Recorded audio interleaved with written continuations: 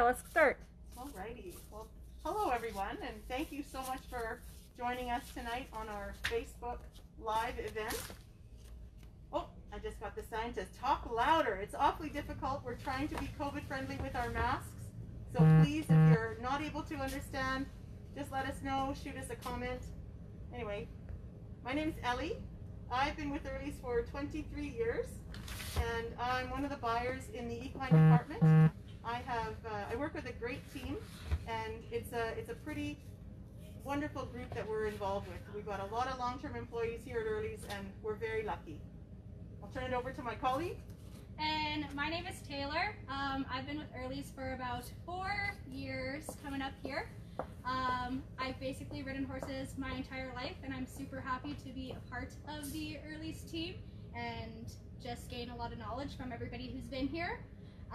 And we have Audra behind the camera, and we've got Braden here with us in the comfort of his own home, just taking COVID precautions. So I'll let Braden introduce himself here. Hello, my name is Braden. I work with Crown Nutrition, formerly known as Hydro Feeds. We got bought out about 2.5 years ago from Crown Nutrition, or our global company is Nutraco. And the reason why I'm here is obviously the Hypro Legacy team. We built and designed our step-right feeds, along with a lot of the other many feed species groups that Early's partners up with as well. So here to talk and help out and answer as many questions as you guys have on Facebook Live to talk about horse feed. So we're excited. Thanks for having me. Thanks for being with us, Braden. One of the feeds we were specifically curious about was the Genipro. Yes, so we are very excited, as you know. We did a promo for 1 month, and that promo was for $5 off, and we had some contest prizes in store, which we all are going to be wrapping that up. So we'll be collecting ballot boxes and doing our draw prize within the new year. So we're excited about that, but more excited about the feed. So what this is Genipro, and if we use the prefix for it, it's gap. So the reason why we came up with this name is because it fills a gap in many horse owners' nutrition piece. Takes the guesswork out, and the Genipro is a new generation, if you will, of feeding because of the high alfalfa base content that we have in there. A lot of the, I guess, if you will, the hay savers or the forage extenders, they won't have a lot of alfalfa or a lot of premium chopped hay in there. They have something else which is a high fiber, which we also have as well as our Pro Fiber Crunch. It's a high fiber, so we typically use soy hulls, rice hulls, or oat hulls, and with that high fiber, it just extends that forage. Where with Gap, with Genipro, it's got a very high base of premium chopped alfalfa. So where hay is scarce or where hay quality is missing, it fills so many gaps, not to mention because it's so consistent, comparing a flake of hay to a flake of hay or a bale of hay to a bale of hay, because the consistency is there. It's so versatile and it's very convenient, especially for my family. We travel on the rodeo trail all summer. So it's very convenient where we can just throw bags of feed into our horse trailer instead of bales of feed up into our hay pod. So very versatile. It is truly fortified. So we've got all vitamins and minerals in there. We've got live and dead yeast, so pre and probiotic. So very good for gut health. We've got turmeric and yucca, so good for skin health. It's an anti-inflammatory. Very natural piece, so it doesn't come with the gastrointestinal side effects, if you will, if you do use a medication. So all natural herbs, the step rate benefit pack that is included in it. So we're very excited. Like I said, we've had it on the shelves for about 2 months, or I guess it's coming on to 3 months now. We did introduce it into September. And we did a lot of work behind the scenes, and we did some field studies, quite a bit of field studies with obviously partnering up with our friend Taylor as well. She's on our newest cover, or newest testimonial last page of our step rate booklets that are out in the marketplace now. So we really appreciated the collaboration and the feedback because, once we're doing those field tests, we need to have everything tweaked and everything come back in a positive fashion before we do enter the market with these kinds of things. So very happy and very excited, especially with the winter that we're going to be having, I guess, according to the weatherman in January, February for us. So Always an issue too. That's in that deep, deep cold that happens in January. that's right. For sure. So I guess one of the basic things we like to think about when we're thinking about equine feeding in the winter is really looking at the how is your horse housed? Are they in the stall every night? Are they out 24/7? Does your horse have a job? Are you expecting your horse to be, ready to ride? Do you need to have them sensible under saddle? So it's one of the things, I guess, you have to sort of look logically at the needs that you would have and your horse's, I guess, the kind of riding you want to do or the kind of husbandry you're having to perform at this time of year. So I guess some of the basic stuff is really thinking about water requirements for, a standard horse. And then are they getting enough hay every day? How are they looking? What's their, how's their body weight holding up with all of the stresses, I guess, of weather? Because that can really throw a monkey wrench into keeping a horse in good condition at this time of year. Absolutely, and so all of those are great touch points. Another thing to add to your water comment is just always to make sure if the customers are feeding a pellet, that we want to make sure that there is some free choice salt constantly for those horses, because that will drive in those temperature fluctuations, or if a horse is in a new environment or they become stressed because of the cold, the salt just actively helps them to make sure that they're drinking enough and adequate water, so then that proper digestion just continues. We see a lot of issues in horses, especially if they're traveling down the road, weather-wise, a new facility, or just stresses in general. They can read off of people as well that they actually will come off water and then have issues on their digestive system. So that's one of the most key things, is just water consumption on a regular basis. Good, clean access to water with free choice salt or minerals. For sure, and I've just got a little package of our cobalt blue salt here. A teaspoon a day you can add to their feed. It's a great way to encourage them to access water. But speaking of that, accessing water is really critical, because in the wintertime a lot of horses may not have access to ice-free water, or we're hearing that some folks think that they don't need to maybe have water available, that they would eat snow instead. So what have you heard about that?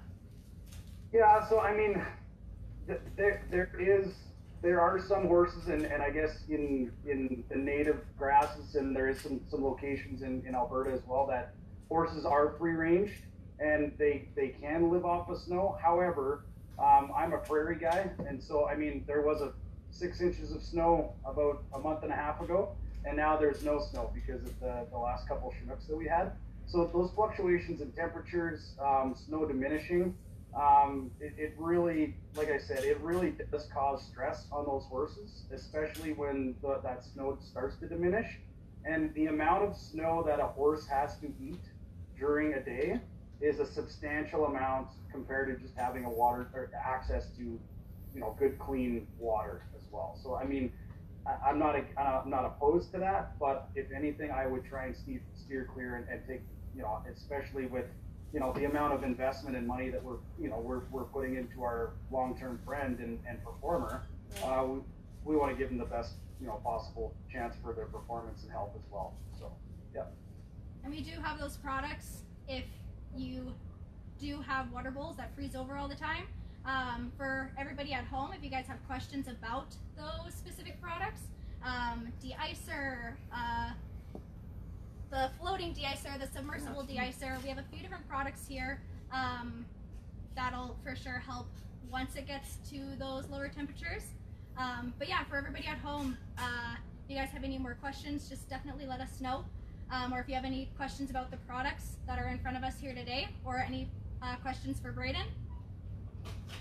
I'll start with one here. Just On average, how much water does a horse need per day? So an average horse, 1,000 pounds, so I think it's about 5 liters per 100 kg. So an average horse would need about 25 liters of water a day. And it's pretty tough to eat that much snow. You're right, Braden. Yes. And with their uptake in, or their increase in eating hay, they need even more water than that. So in the winter, horses are eating typically more hay than in the summer, and hay generates more heat for them. So if you're concerned about those cold temperatures and you're concerned about keeping an older horse warm, feeding hay is going to help them to stay warm, but then they do need access to more water even than those regular statistics. Absolutely. Yep. Yeah, you're bang on there, Ellie. I typically use that 5 to 10 gallons typically. But yeah, 100%. And that salt will just continue to drive them to that if there's any stresses or any other, I guess, outside factors that can play in a negative piece of that. So, and I mean, water is very similar to humans. Water is so key to a digestive tract. It helps with gastric ulcers, anything like that on floats. It really is a buffer right across the board for total nutrition. For minerals, minerals and salts, is there any particular ones that are better for during the winter time? I guess just you have to analyze your hay too. Make sure we do hay tests at our Lorne Avenue location here actually, and just making sure that your hay has all your vitamins and minerals that you need already, and then kind of go from there. See what your horse is lacking, if you need anything else. And we do sell a ton of different kinds of minerals, whether it's a tub or a loose mineral or a block, just kind of whatever fits everybody's needs in different situations. But yeah, I guess it just goes back to kind of what your hay looks like and what you're feeding. Yes, so I'll speak to our step right mineral. Typically, our mineral is fortified and formulated for NRC requirements, and that typically is for a full year round. Now, just because the grass that they on pasture in the summer that they might be eating, or they might be on a hay forage ration all year round if they're boarded or stable, then they don't have access to the amount of fresh grass or pasture for that many horses that are boarded, which is totally fine. But our step right mineral is fortified and formulated to meet and exceed NRC, so National Research Council requirements. And we've teamed up with Kentucky Equine Research out of the U.S., our counterparts in the U.S. as well with iPro Feeds. We've teamed up with them when we did design the mineral. So it will act as a full year-round mineral. And just because, like Taylor alluded to, getting your hay samples tested is so great, because then that gives us a starting point. There's so many times, I mean, we do thousands upon thousands of feed samples a week for our company as a whole, with dairy nutrition and beef nutrition and horse nutrition. And from just harvesting or hay, using the hay crop from year to year, the protein levels, if it's a wetter year, they typically are slightly lower. The water levels, right? So if you feed hay, the typical water level or the dry matter is about 85%. So 15% that will be water. So you have to factor that in when you're talking about nutrition as well, about how much you're feeding for hay, if you've got a grain ration as well. So it will fit the needs to it, but just because it says, if you get your hay analyzed and it says that you're going to be an adequate amount for calcium in that hay, it does not mean that horse will be able to absorb that amount of calcium before it passes through that digestive system. So that's also something to keep in mind. So the vitamins and minerals, the calcium, phos, those balances, it is a versatile mineral, and it's meant for a year round. And I think it's really important to look at it as a preventative measure too. Feeding those vitamins and minerals is like, for us, taking that daily vitamin. You're making sure that we're going to prevent a lot of illness and prevent a lot of stress in our bodies if we're able to sort of provide those things fairly easily. One of the things I noticed that vitamin E is a very volatile vitamin. It diminishes in, I guess it's Its levels diminish once your hay is cut and been put away. So vitamin E is one of the ones that we've heard we should supplement through the winter, and that it's a fragile vitamin. Have you heard that before? Yeah, and all of them, all of the vitamins are. I mean, even in feed, when we put vitamins in the feed, we try to make feed as fresh as possible, because we understand that there needs to be a shelf life so that those vitamins do not oxidize. So when it is getting to the horse, or when it's sitting in the barn and getting fed out, that we want to make sure that all of our products are stable, so that whatever they're feeding, it is the exact amount that's on the tag. So then nothing is oxidized or diminished, and they're getting that proper nutrition right across the board. Right. But 100%, everything goes hand in hand. But yes, I mean, not just vitamin E, vitamin A, D, and E are definitely, they do have a shelf life, and they can start oxidizing prior to feeding as well. So. Right. So that kind of leads us beautifully into, how would you determine how much your horse would need? We were chatting about, you know, the feed weights and chatting about the horse's weight.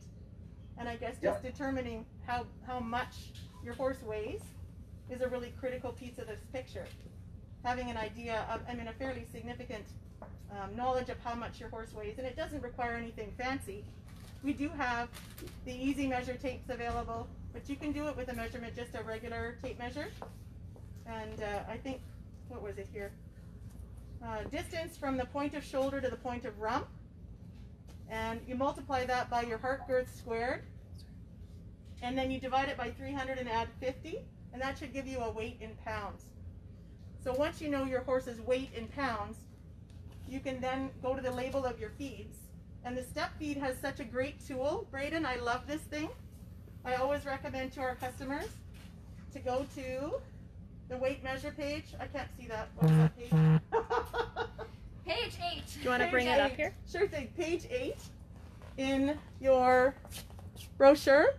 And it's a fabulous tool. I love this piece because it tells you how many cups are in a pound, and it tells you how many cups are in a kilogram. So you don't have to have a fancy scale in your barn.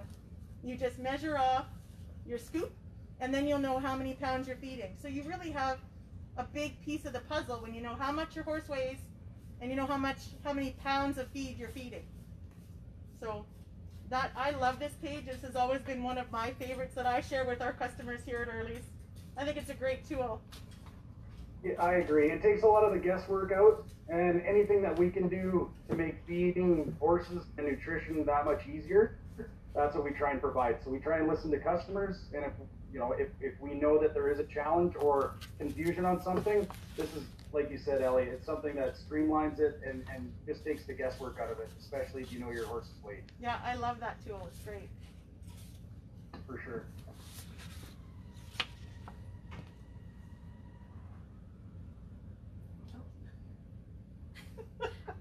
For people just at home, yeah, shoot us a comment, any questions that you guys have for anything. We have some great products sitting right in front of us.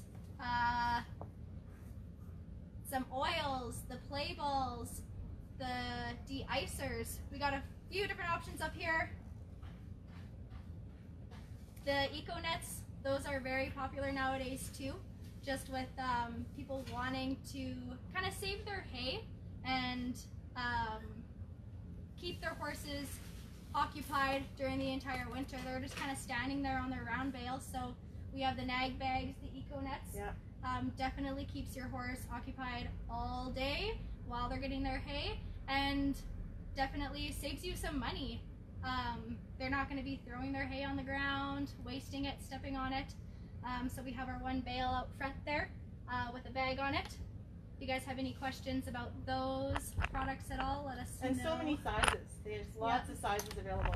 For day bags, trailer bags, for your round bales. Yeah.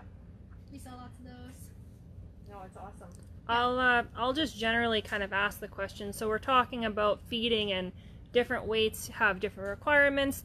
So obviously someone with a pasture who's got a couple younger horses, a couple older horses, maybe some middle-aged healthy horses, obviously they can't all be on the same diet. Maybe we could briefly talk generically what like a senior diet may look like, depending on, of course, the specifics of some situations. For sure. Braden, did you get that question?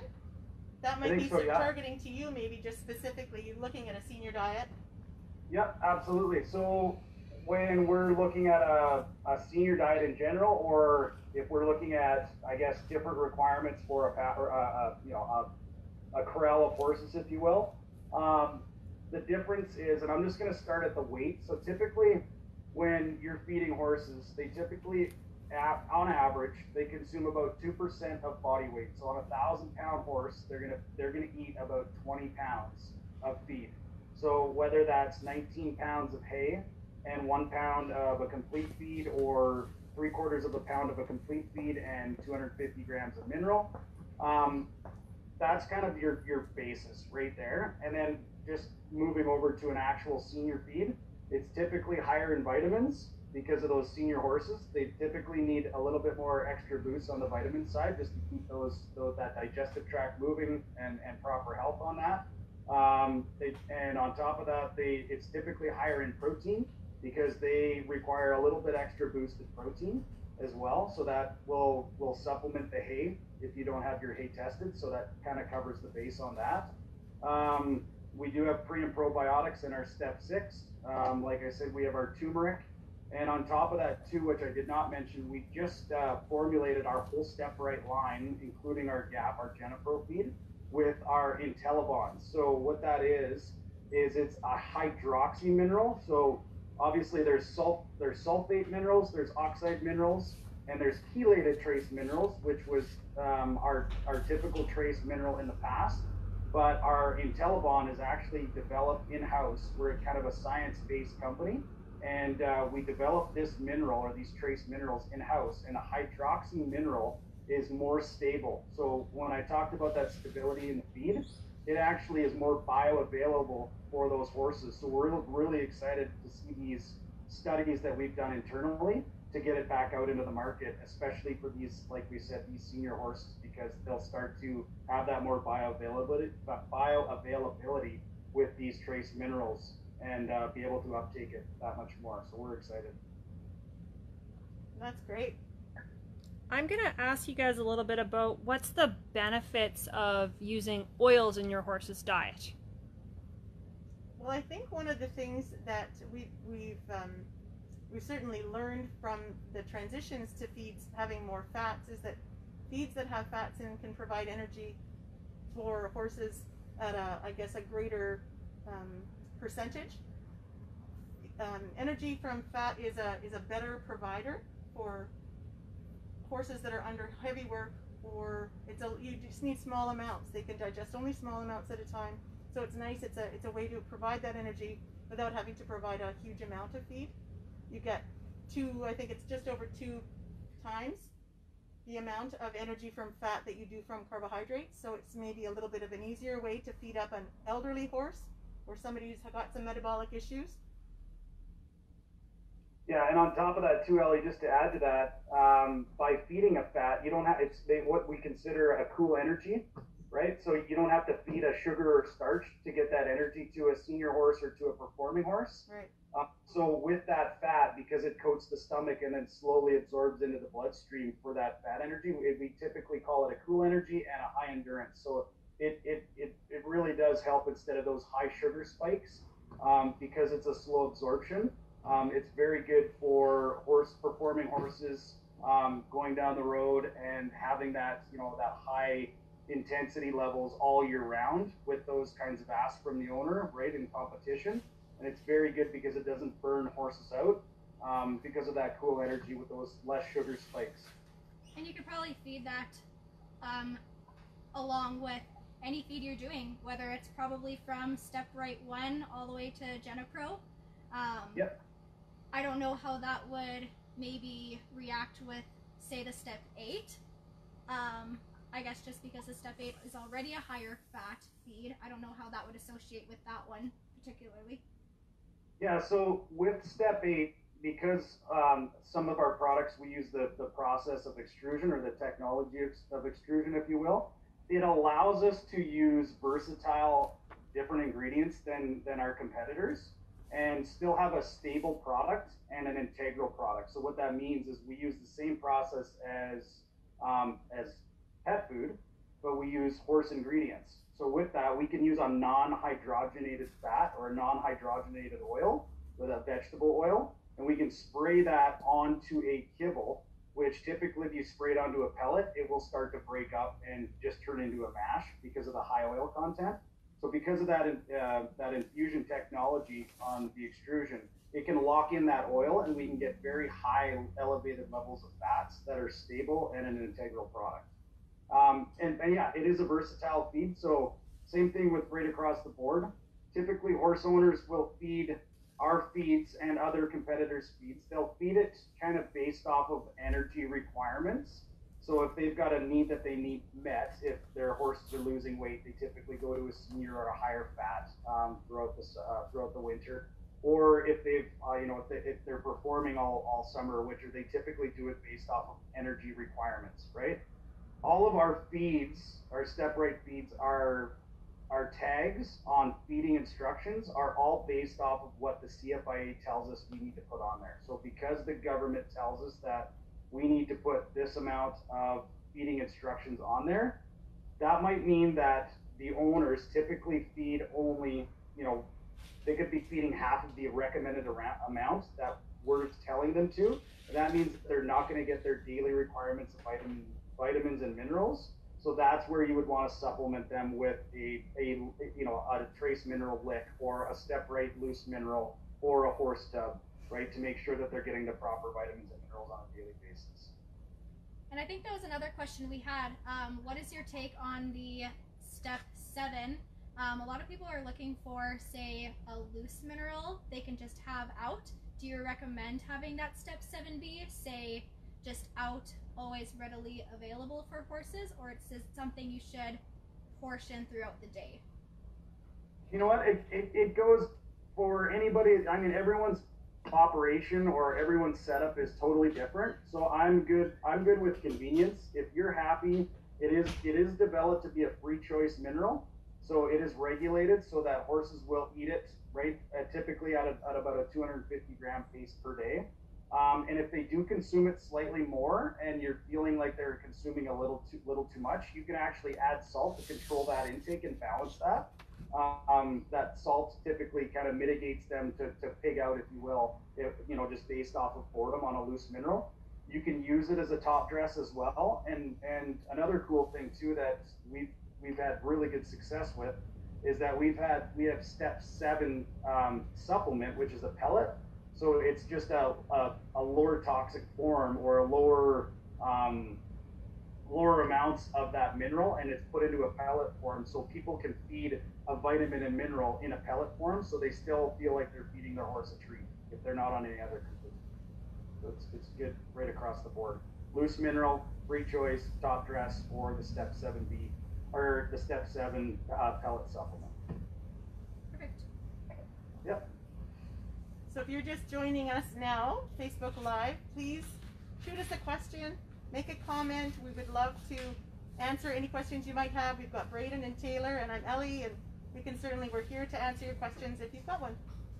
And again, if you got any specific questions about your situations, shoot them our way now, or if you want to private message us later, we will see what we can do to give you a hand. One question that I've got, just generally, what a metabolic,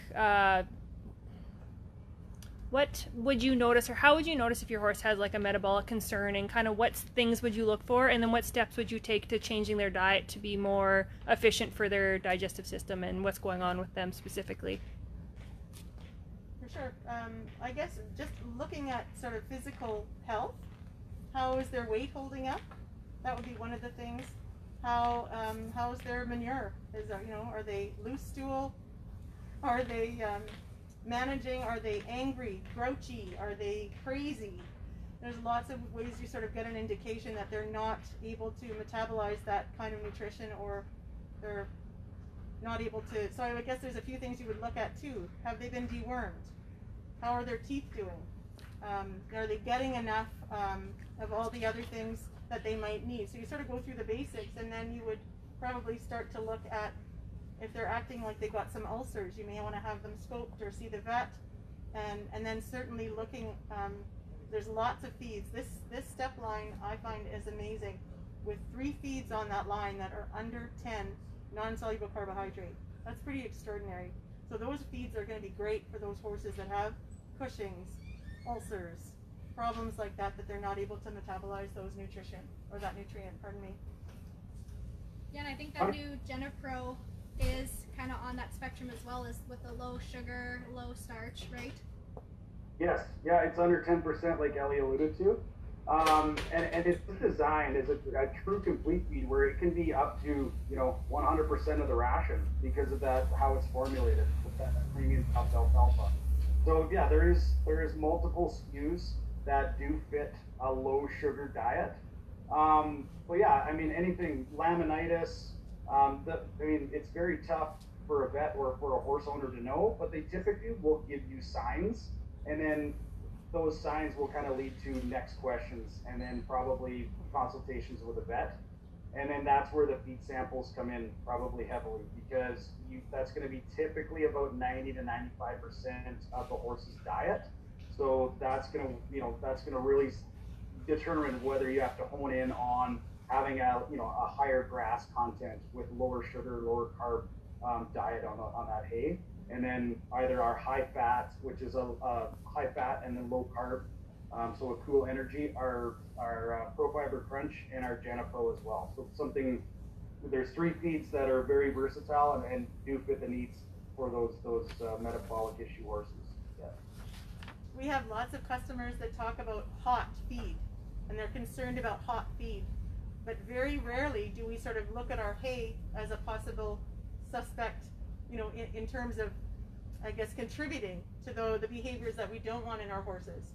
So that's another reason why a hay test is a relatively easy way to sort of have a look at what you've got, what you're feeding, and it gives you a pretty significant rundown. For $35, it gives you a pretty significant rundown as to what you should be adding if you need to, or if there's a high sugar content. If it was a stressful year, a very dry year, it changes, like you said, it changes every year. So yeah, those are important things to look at too. And not to mention, it changes from low spots to high spots, or flake to flake, and bale to bale, right? So I mean, it gives you a good starting point, and if there is issues, it's typically something that we can go off of and then fit a good nutrition program for you going throughout the winter and the rest of the year as well. Oh, that's great. We have a Facebook question from Georgie. She is wondering, do you have a complete feed that is soy-free? Oh, did you get that? Complete feed that is soy-free? Yeah. I know this one. Yes, so our brand new feed, our GenePro, is formulated with no soy content. That's awesome. Yeah, so it's a high alfalfa base, and we use oat hulls in there as well with a high fiber content, formulated with all of the other goodies that we just talked about on our Step Right benefit pack. So I don't know if she was here from the start too, but vitamin A, D, and E, pro and prebiotics for digestive health, turmeric, yucca, so good herbs as well, a natural piece that does not provide any side effects, good coat condition as well. It's good anti-inflammatories, so it is a true, complete, versatile feed. Yeah, and I can definitely agree with that. I mean, I did a trial with it on my horse, and definitely day and night his coat looked great. He was filling out kind of in all the right spots that I wanted him to. And I knew overall he was getting all those vitamins and minerals that I wasn't giving him another mineral on the side. I just knew that the feed had everything in it, and he was getting what he really needs. So I'm very happy with it. He did a really good job on it. It's awesome. Excellent. While we wait for some more questions, I see that we've got this Farrier formula sitting out front here. Can you guys tell me a little bit about that product and why it would kind of be in today's topic, and why maybe it would be an important product to consider? Yeah, for sure. The Farrier's formula, it is one of the most basic, I would say, hoof additives. Higher in biotin. I think it has a little bit of zinc in it as well, but then doesn't have all those other vitamins and minerals. Say if somebody were to worry about adding that mineral in it mainly for kind of hoof development and making sure your horse's feet are still in really good condition over the winter, and then you don't have to worry about having doubling up on those other vitamins and minerals. Perfect. Jocelyn is asking, what age would you recommend feeding a horse senior feed? Braden, do you want to speak to that question? Our generic rule of thumb is typically we consider anything after 12, we consider it a senior horse. But I mean, like I said, everybody's horse is different and everybody's program is different. Some horses ages quicker, some can grow to 30 and still look like they're 12. So it totally depends. I know people that are in competitive practices that feed their 6-year-old or 7-year-old a senior feed because it does have elevated energy levels in it. So they typically use that as well, along with the added proteins and the added vitamins as well. So our generic rule of thumb is 12, but I mean, there's no slap on the wrist or anything like that. Anything after typically 5 or 6 to make sure that they're fully grown, that you're pretty safe with that. But our generic rule of thumb is 12 years. Yeah. Perfect. Let's ask another question in regards to our feed nets. What are the benefits to doing that or using one of those with your horses? Like the slow feed nets? Yes. Well, like Taylor had mentioned earlier, the wastage. So you've got, you're just basically preserving your bale, and you're encouraging your horse to have more sort of a grazing habit all day long. You're keeping them busy. There's probably less bullying in the field if they're busy feeding versus, you know, just being able to head first in the bale and pushing everybody away. I think it keeps them busy, keeps your costs down a little bit, encourages sort of that grazing activity. I don't know, did I miss anything? Yeah, there's different sizes. So if you're worried about, say, just different sizes of horses, they range anywhere from a 1-inch hole to a 2-inch hole. So if you got a bigger horse, kind of go with that 2-inch for those bigger muzzles. And then smaller horses, ponies, that you don't need them really sitting on a bale the entire time, you can kind of go with that 1-inch just to, yeah, keep them occupied for the majority of the winter. And is it something that's easy for horses to figure out? How to use them? I would always recommend putting loose hay out if it's the first time your horses have been using a net. It reduces the damage, it reduces the panic that a horse might feel that they can't get to their food, and it would reduce the damage to the net of them chewing through it. But if you put some loose hay out around the nets, typically they will graduate to that nibbling through the holes fairly easily. Yep. Yeah. Georgie here asked a question, where in Saskatoon area can one get their hay tested and what is entailed in this process? Well, you can come to Early's and we will lend you this fabulous unit right here. For $75 you pay a deposit for us, and you get that money back as soon as you bring it back to us. And you would take it, this has got a sharp tip right here, and it's got a little bag you put on here, and you typically want to sample between 6 and 10 bales. You'll get a little bit of the sample in here, and you just bring it into us, easy peasy, and we send it off to Braden. We send it off to Trow Nutrition in Chilliwack, and they will send you an email that has a rundown.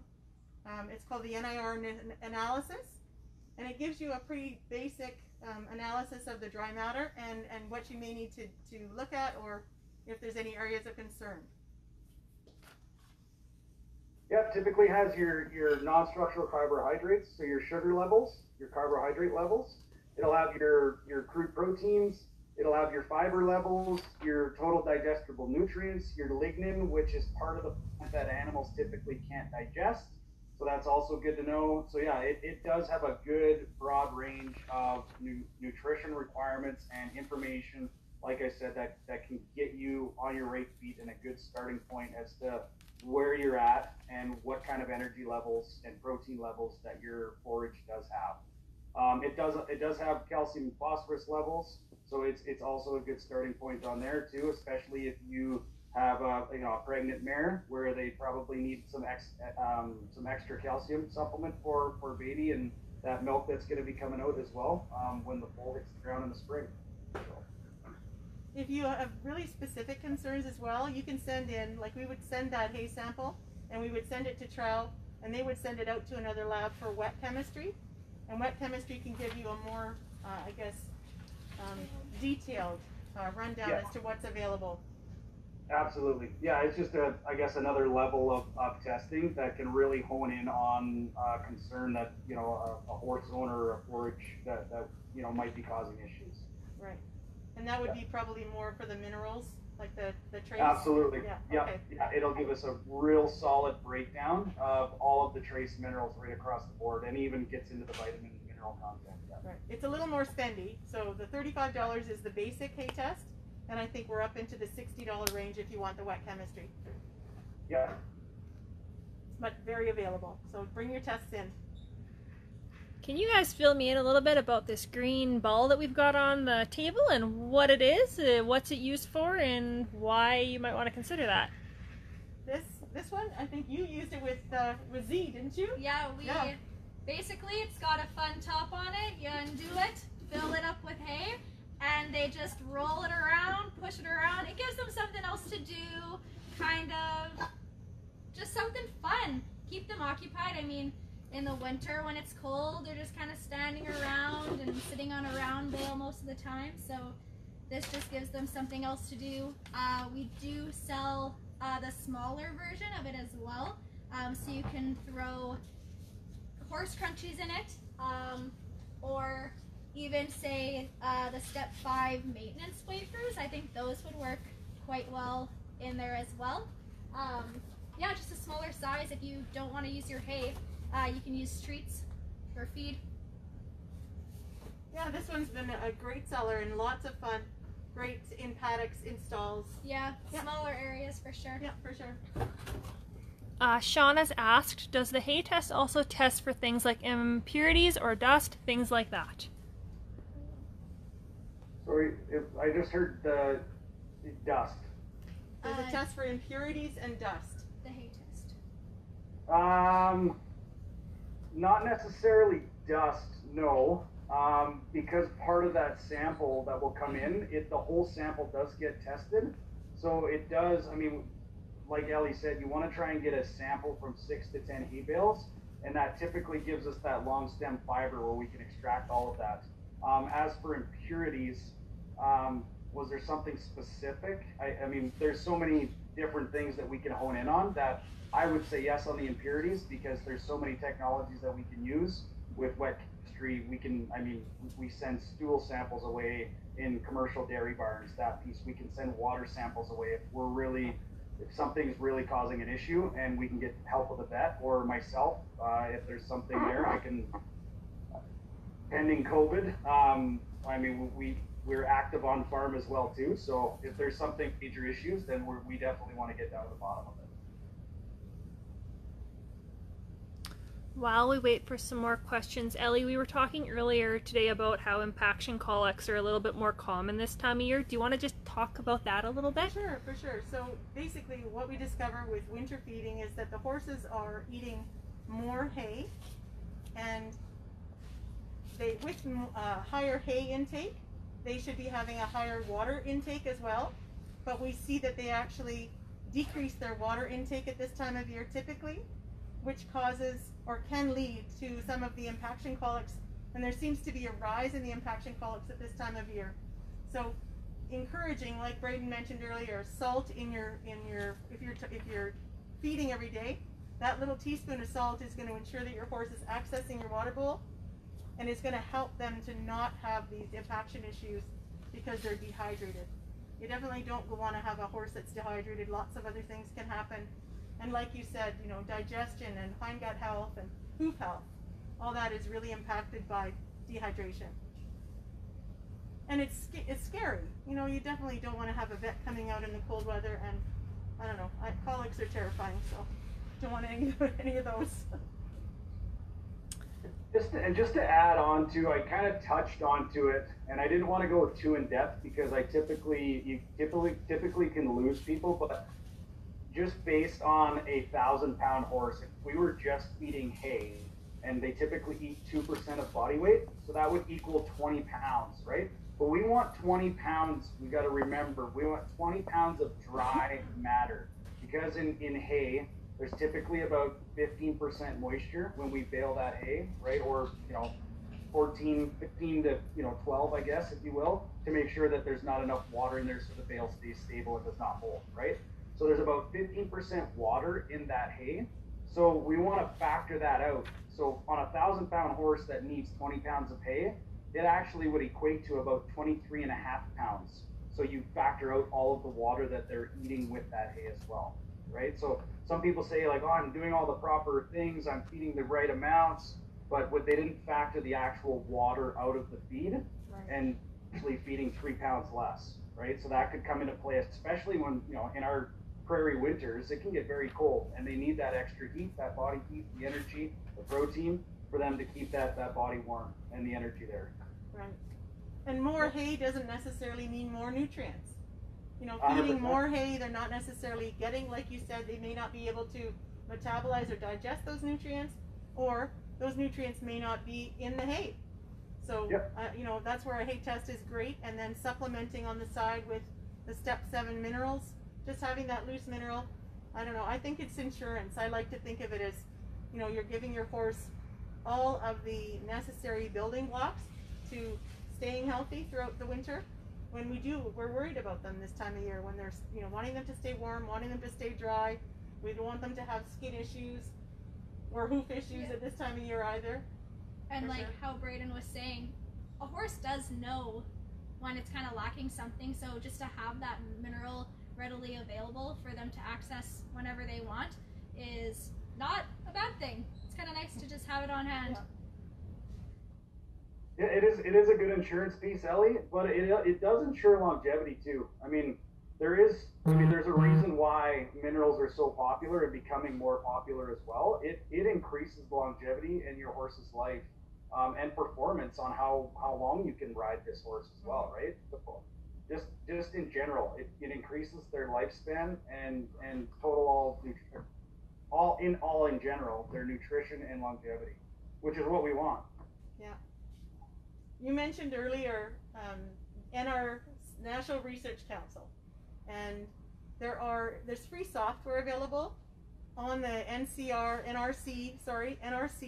website that you can access as a horse owner, and it's really handy to have that just an access to have a little looky at what maybe isn't happening maybe on your farm that could be happening, looking at those little bits and pieces. It's a nice way to access some more information. And there's another one, there's a Healthy Horse app that was developed by the University of Minnesota, and that one I think you have to pay for, but again, you can plug in those bits of information, so you can take your horse's body weight and plug it in, and it'll give you a pretty good baseline as to what would be an ideal weight and what maybe your current weight is. So, maybe something to shoot for if your horse is underweight or overweight, I guess. And then something to just right now it'll give you a base idea as to what you should be feeding. Especially, I think it factors in age of the horse, activity levels, what sort of competitions you're in, what practices. I think it even hones in on that as well. Oh, that's awesome. I didn't go online. Did you go? Yeah, and I think it tells you also like what percentages of certain minerals you're kind of looking for, whether it's exactly like how Braden was saying, if it's an older horse or a younger horse, or what kind of work they're in. It'll give you a brief description of approximately how much you should be expecting to give your horse a day. Perfect. Well, we're getting close to an hour here, so if you guys have any final thoughts or any things that you think we should mention that would be worthwhile, and see if any questions come in, and if not, we'll wrap it up. For sure. I think we kind of covered.